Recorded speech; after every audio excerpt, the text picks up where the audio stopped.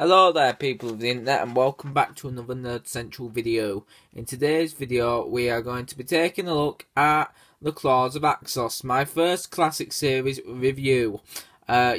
So I might be doing more classic series reviews after this, probably a few. A few I've got on my list, The Deadly Assassin and Spearhead from Space. So yeah, a little teaser for you there. First of all, we'll take a look at the packaging, which consists of what all classic series packaging consists of, which is at the top there's like the roundels of the TARDIS, more like the Fifth Doctor design, BBC DVD, Doctor Who in the TV movie logo, The Claws of Axos special edition, a picture of the axon in its natural form, a picture of it in its humanized form, like when it's communicating with the Doctor and the people of UNIT. A picture of Roger Delgado as the Master, John Pertwee looking straight at the camera as the Doctor, and Katie Manning as Jo Grant looking at the side.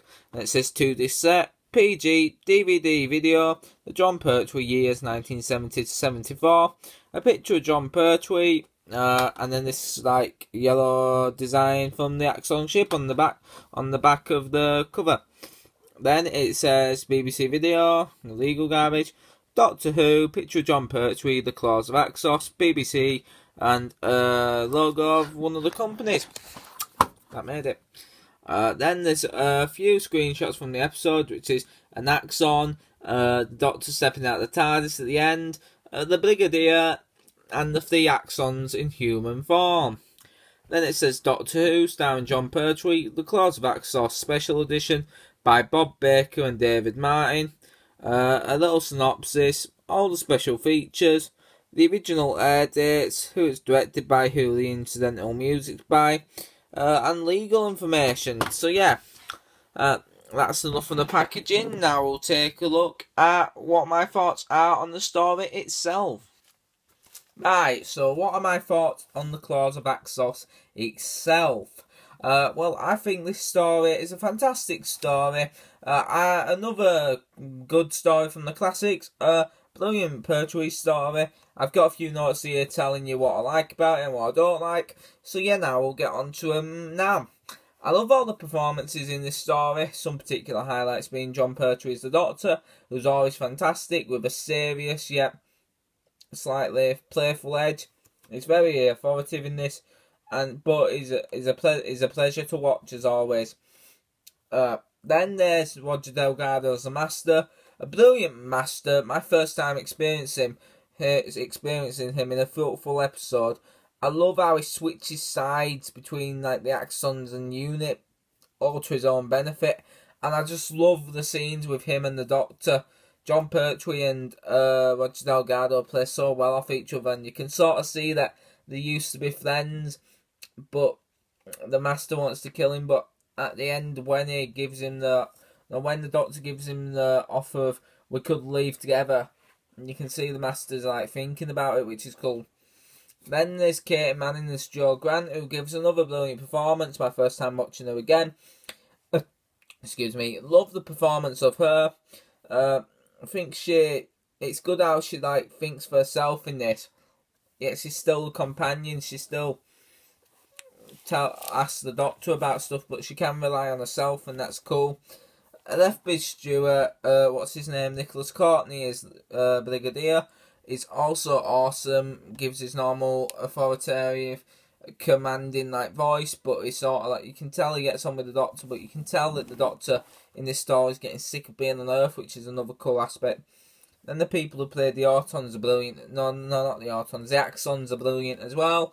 I love the sort of roboty-like voice, but they're not robots. It just makes them more alien. All the other side characters are good. Like there's that professor guy, you know, like the scientists for the Ministry of Defence. There's a guy from the Ministry of Defence who's an absolute arse. That sort of fattish guy. But yeah, it's good that when they make you hate a character you're supposed to, so that's a good job. I love Jo Grant, first time watching, as I said. I want to see more of her in the story. Love the Earthbound setting. really forces them to become creative with what they do on Earth. It's quite cool, the intro as well, like crashes down to Earth and you have like people just come across it and get swallowed up, and it's quite cool that the axons are basically just parasites, just like they just drain everything of its resources, which is really cool. Love the organic feeling of the villain. So they're not like robotic, or they're not like a megalomaniac. They're just basically out to survive and eat. And I love organic villains. It's so cool. I adore Roger Delgado as the Master. Really think he nailed the part in this one. I love how the Master switches sides to save his own needs. Really shows the selfishness of the character, and shows how he has an obsession with the Doctor. How he won't just leave Earth. He wants to kill him, like in that line where it says, I want to see the Doctor one last time before I leave. Before he, leaves in his TARDIS. So he can kill him and that's good. I love unity in the story. I think they were really well utilised. Like, think they didn't just like sit back like they're doing some of the new series stuff. They actually did the job. Like, Lethbridge Stewart were fighting against the MOD guy because he didn't want to give up control to him because he knew he was selfish. I love how it managed to create characters who you love to hate, like that guy from the MOD, the Ministry of Defence, who thought he was in charge, who always got the emergency powers, the scientists who were a bit arrogant, you'd love to hate them, and the Axons, who were one of them villains that it's just so evil, because there's nothing relenting about them. Like, they will kill you if you get in the way, and they won't just that, they'll absorb you and eat you. It's a rather disgusting fate, and it's so cool how it's this double-sided villain who's like, we are here to help, we have crash landed, but then it turns out that they actually just want to absorb you and eat you. Yeah, I love the 4-part format. Really, then's a good watchable aspect to it. Like with Genesis of Daleks, you're not like watching it for 6 parts, which could get a bit tedious after a while. This one's 4-part, it's quite easy to watch. I love the design of the Axon ship, really like the organic feel to it. It looks a bit like a Zygon one, but that's just me. Love how it's sort of pulsating, gives it a real life feeling, love that. Love the design of the box set. The guy who did the art on this has really done a fantastic job. That cover is just awesome. Only problem is the solution, in my opinion, to the episode. It came a bit out of nowhere. Like, yeah, they were working on the TARDIS, but then he just decided at the last minute to put them in a time loop, which is sort of a bit, and then, what's it called, at the end he needs to get out of the time loop. All he does is pull a lever and he's out of the time loop, which is kind of a bit annoying, but it's not a big gripe, it's just a little gripe. So, all in all, this story is a fantastic story with some great moments, like the Doctor and the Master working together. Some great villains in this, the Axons, they should return. Roger Delgado's brilliant as always. John Pertwee, what's her name? Katie Manning. Only thing I'd say is that the solution was a bit, like, out of nowhere in my opinion, and how we got out of the time loop, we're just pulling the lever and that's it. And it had a great setting in my opinion, like this snowy earthbound, like, just village. Well, not village, this, like, power plant, but it's all snowed in and they're in this claustrophobic underground place.